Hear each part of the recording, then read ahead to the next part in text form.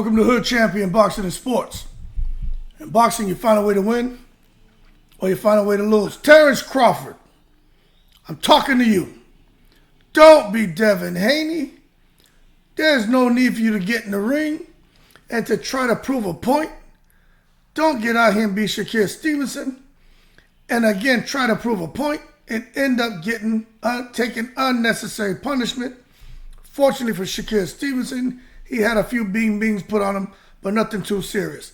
Devin Haney had that guzzer rat-a-tat-a-tat put on him by the Mexican-American crazy man, Ryan Garcia. Bing, bing, and Devin Haney was getting dropped all over the goddamn ring. Matter of fact, Devin was going down like real estate depreciation. I ain't never seen nothing like that. But Terence Crawford can't afford to make the mistake and get in the ring against Madrimov and feel that he's going to prove to the fans that he can outpower, outmuscle the much bigger, stronger ex-karate, ex-judo, ex-MMA, ex-catch-a-bullet-in-his-teeth champion, Madrimov. Now let's put some things in perspective here. Crawford has the advantage in this fight. And you say, well, what's that, Hood champion? The same advantage that Devin would have had, and it showed in that fight with Garcia, and the same advantage that Shakur had against Haratunian, and it showed in that fight. But they chose to get away from it. And you know what I'm talking about? Is the jab. Devin Haney, when he was fighting Ryan Garcia, when he was staying behind that jab and boxing, you could see, surprisingly, even to me, he was able to kind of dictate the pace and control Ryan. The problem is when he started trying to get cute, Ryan Garcia was able to put the beans on him. And then Ryan had that corner, Derek James, who was letting him know, right hand. And once Ryan Garcia brought the right hand into the equation, shit was over. Shakur Stevenson, when he was fighting Haratunian, first 3 rounds was dead rounds in my opinion. That shit was all Haratunian. He was looking like Lomachenko. But what you saw is the jab. But then he wanted to sit in the pocket and slip punches and try to counter and try to walk him down and try to knock him out and try to be something he's not. Shit didn't work out very well for him. Fortunately for him, Haratunian wasn't able to get much pop in them shots, probably after round 3. Shakur can say what he wanted. Haratunian hit hard. He hit hard. Bullshit.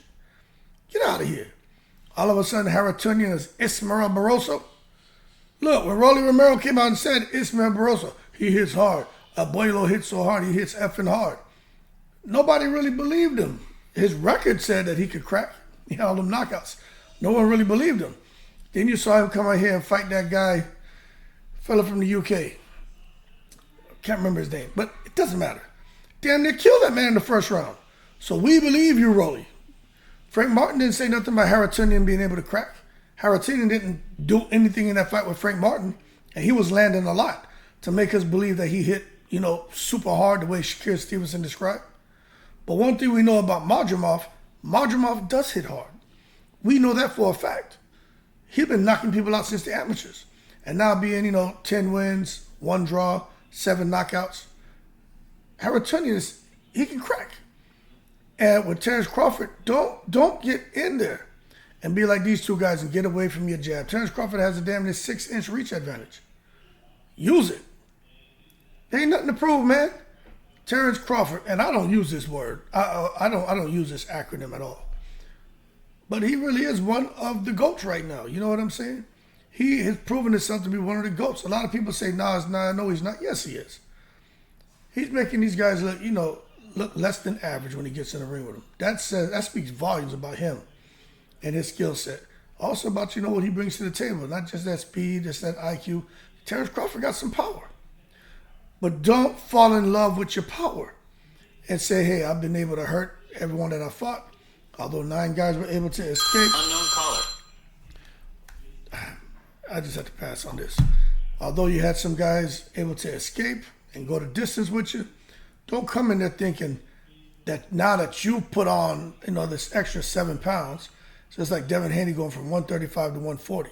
He put on this extra weight, right? All of a sudden now, Terence Crawford feels he's going to sit in the pocket and just exchange. I don't think he should do that. I think he should do what I said earlier. You got round 1 through 4, box him. Be a boxer runner. You know what I'm saying? get the hell away from Madrimov, control him, and dictate the pace. Round 5 through 6, round 5 through 7, become a boxer puncher. Really start to exploit his aggressiveness, man, and bing him. Then around round 8 on, then become that free swinger brawler and knock him out. But it's really important that he doesn't try to come from the first round like Devin Haney did against Ryan Garcia and decide that he's going to be the brawler free swinger and he's going to show that he's the guy with the power. And he's going to knock somebody out. That shit didn't end up very good for Devin Haney. Now, the one thing I will say, one of the main differences here, we already know Crawford has a reach advantage. He can make this fight easy. I think. But the speed differential.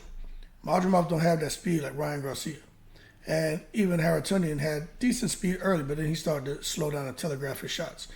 Madrimov, he's not slow, but he's not fast. And I think when you look at that, for Terence Crawford, he shouldn't feel because the guy's so slow, I can sit there and see his shots coming and be able to catch them. Don't do that, because Madrimov isn't just coming straight at him. Madrimov is coming from all kind of angles. And we also got to understand, you don't get to be 300 and something wins in the amateurs, I think, with single-digit losses. You don't accomplish that, right? Now, I could be wrong about the losses. I know he doesn't have many losses. But you don't get to accomplish that by not knowing what you're doing. He's fought different styles. You got to understand, with 300 something wins, you fought there's nothing he hasn't seen. And he's not the tallest. He doesn't have the longest arms. So I'm sure he had to figure out a way to break down guys who had advantages in other areas. But it's that intensity. Bottom line is, Terence Crawford, got to be very careful.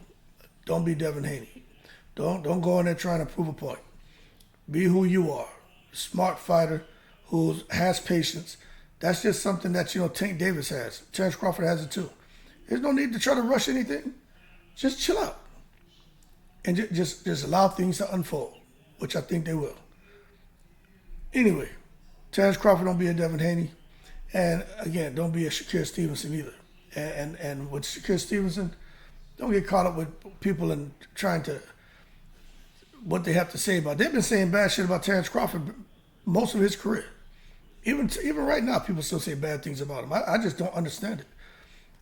As one thing if Terence Crawford was out here on social media threatening people and being very disrespectful to people and arguing with everybody, and he doesn't do that.